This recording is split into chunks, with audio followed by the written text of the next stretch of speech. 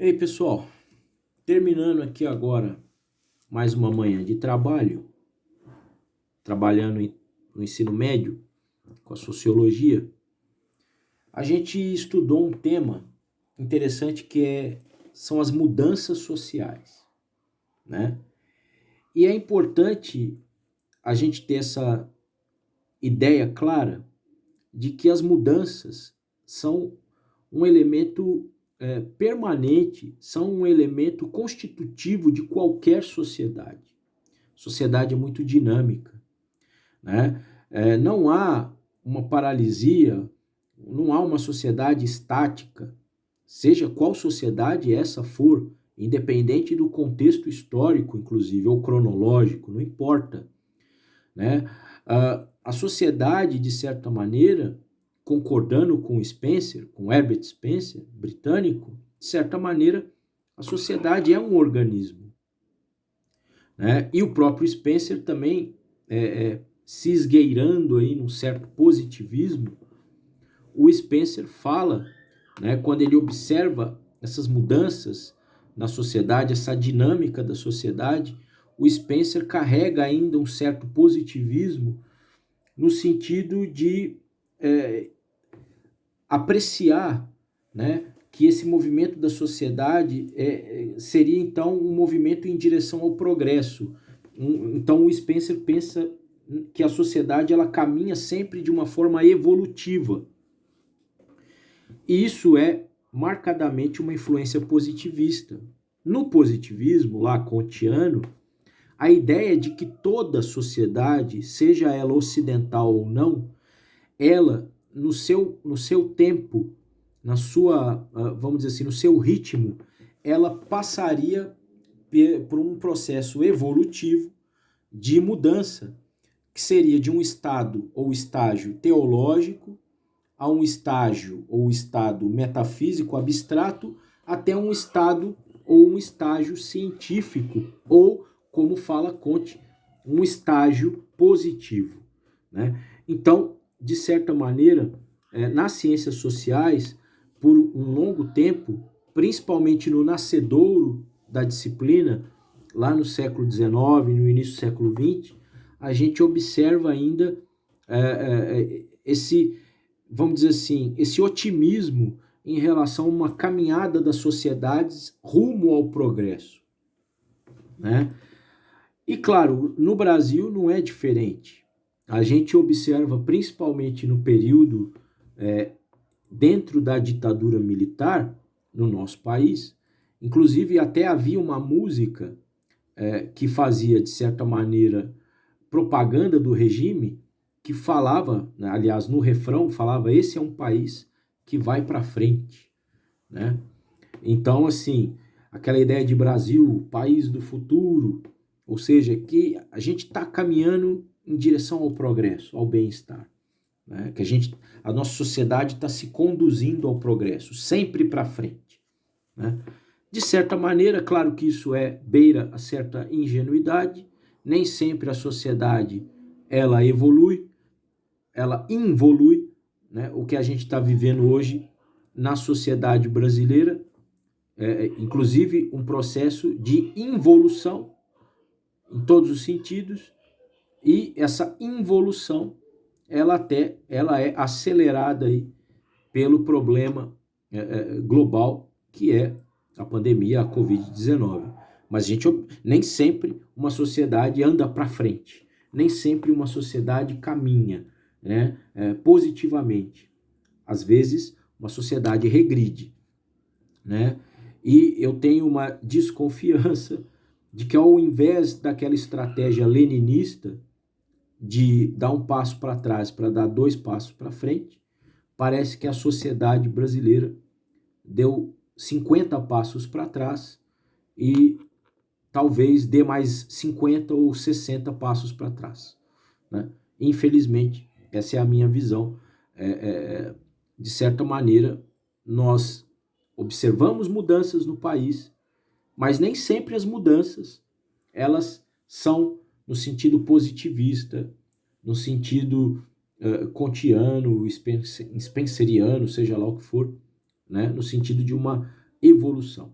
Agora, também as mudanças sociais, elas, o que vai desencadear essas mudanças dentro de uma sociedade, aí, né, vamos dizer assim, dependendo da corrente de pensamento que a gente está tratando, o fator desencadeador de mudanças sociais são muito diferentes.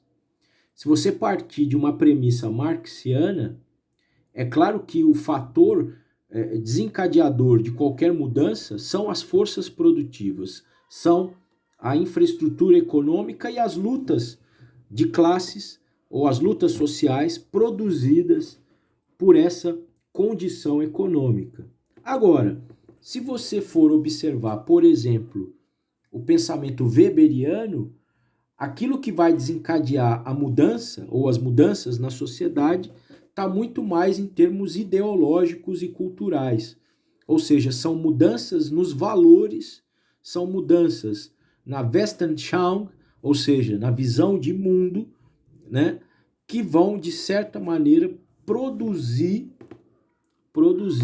uma mudança aí dentro da sociedade, né? Então, dependendo da corrente de pensamento, o ponto de ignição aí, né, dessas mudanças, né, até pegando a referência aqui nos quadrinhos do Flash aqui, o ponto de ignição das mudanças, para Marx, para um pensamento marxiano, são as forças produtivas e a luta de classes que é derivada disso, são forças da infraestrutura, né, que vão, então, de certa maneira, é uma mudança na infraestrutura que vai desencadear toda uma série de mudanças superestruturais, e no pensamento weberiano, aquilo que é capaz de produzir mudanças, o ponto de ignição, é algo ideológico-cultural, ou seja, é uma visão de mundo, é uma Weltanschauung, né, que vai, de certa maneira, é a partir dela que a gente vai produzir mudanças na sociedade, certo?